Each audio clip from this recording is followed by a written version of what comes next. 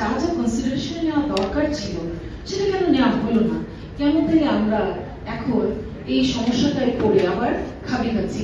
একটা date pass করা তো সহজ কথা না, আবার একটা ডেট নিয়ে চিন্তা ভাবনা হচ্ছে, করতে হবে, কনসিডারেশন নিতে হবে। বাংলাদেশের এই 1 কোটি ভাসমান, ঢাকা শহরের ভাসমান মানুষকেও কনসিডারেশন নিতে হবে। এই যে বিষয়টা, এগুলিকে নিয়ে আমি ধন্যবাদ দিই জিলন সাহেবকে যে উনি এটাকে কনসিডার করছেন, উনি এটাকে নিয়েছেন যে এটা নিয়ে আলোচনা করা দরকার। আমি একটা ছোট উদাহরণ দিয়ে শুরু করতে চাই, আমার 5 মিনিটের মধ্যে আমি শেষ করবো। যে আমরা একটা মশার কয়েলের বিজ্ঞাপন দেখি, যে বাইরে এত ধোঁয়া, তো ধোঁয়ার মধ্যে থেকে যে এত ধোঁয়া, সিএনজিটা সরান ভাই, তারপর ঘরে এসে বলছে নিজে একটা মশার কয়েল ধরাচ্ছে। তো আমি ধোঁয়ার মধ্যে থাকতে চাই না, কিন্তু আমি আমার ধোঁয়ার মধ্যেই বসবাস করি। এই যে বিষয়টা, আমরা আসলে চাই একটা জিনিস যে ধোঁয়াবিহীন জায়গায়, মশাবিহীন জায়গায় বসবাস করব, কিন্তু আমরা নিজেরাই সেটা ক্রিয়েট করি। মশার কয়েলটা কিন্তু তিনি ধরাচ্ছিলেন। ফলে আমি আপনি কেউ কিন্তু এইসবের বাইরে নই। যে জিনিসটা দেশে যখন পাস হয়, যখন অ্যাপ্রুভাল, আমি না থাকি, আমার মতো একজন তো ছিল সেখানে, তারা কি, তাদের কি সেই কনসিডারেশন কি থাকা উচিত ছিল না? ফলে আমি একজন ব্যবসায়ী হিসেবে মনে করি নাগরিক জীবন, ব্যবসা, বিনিয়োগ সরাসরি টাইপের প্রভাব।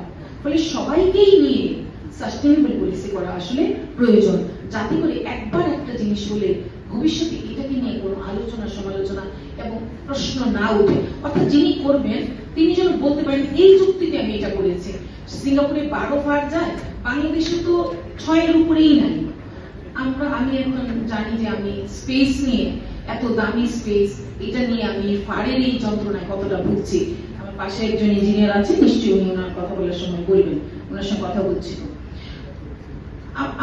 আমি দেখেছি যে presentation it was very good, কিন্তু সেখানে আমার কাছে কিছু তথ্য হচ্ছে যে ঢাকায় উনি বলেছেন 1300, কিন্তু ঢাকায়, বাংলাদেশে বলেছেন ঢাকায় হচ্ছে 29,000 পিপল থাকে পার স্কোয়ার মিটারে, আর ঘুর গঠন অনুযায়ী 9 স্কোয়ার মিটার থাকা দরকার খোলা জায়গা, যেখানে বাংলাদেশে, ঢাকায় আমরা দিতে পেরেছি 1.5 স্কোয়ার মিটার।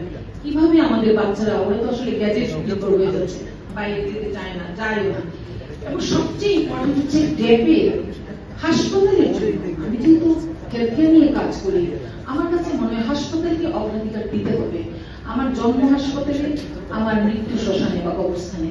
ফলে এই যে জায়গাগুলো, হাসপাতাল এবং কবরস্থান বা শ্মশান, এটাকে আমার প্রায়োরিটি দিতে হবে। আপনারা জানেন রাজুকে 3 বিঘা জায়গা দেয় হাসপাতালের জন্য, কিন্তু আমার হেলথ মিনিস্ট্রি মেডিকেল কলেজ হাসপাতাল 12 বিঘার করে কোনো অ্যাপ্রুভাল দেয় না। তাহলে এই যে সমন্বয়হীনতা, এটা তো আমাদের, আপনি বলেছেন না, এতে ছিলেন, আমি প্রেজেন্টেশনে ছিল যে সমন্বয়হীনতার একটা বিষয় আমরা এখানে কন্টিনিউয়াসলি দেখে থাকি। আমি ডাকি তো হক ভাই আসেন না, হক ভাই করে তো আমাকে ডাকেন না, মানে এরকম একটা বিষয় আমরা কন্টিনিউয়াসলি করে থাকি। তো ফলে আমার কাছে মনে হয় যে একজন একদম সাধারণ একজন মানুষ হিসেবে, কথা ঠিক যে আমরা যা হয়ে গেছে ঢাকায়, যত মানুষ চাইলেই তো উচ্ছেদ করে দেওয়া যায় না, এবং এটার জন্য একটা প্ল্যান, পরিকল্পনা খুব জরুরি ভাবে দরকার, এবং সেই প্ল্যানটা হবে একটা সাস্টেনেবল প্ল্যান।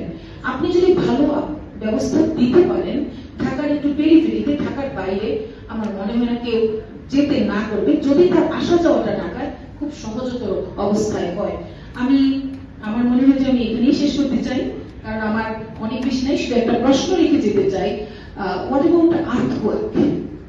আমি শুনেছি যে আর্থকোয়েক যদি বাংলাদেশে হয়, আমি আসলে, আমাকেও কেউ চেনেন না, আর আমিও সবাইকে হয়তো চিনি না, অনেক বড় স্ট্রাকচারাল ইঞ্জিনিয়ার অথবা সিভিল ইঞ্জিনিয়ার এখানে আছেন।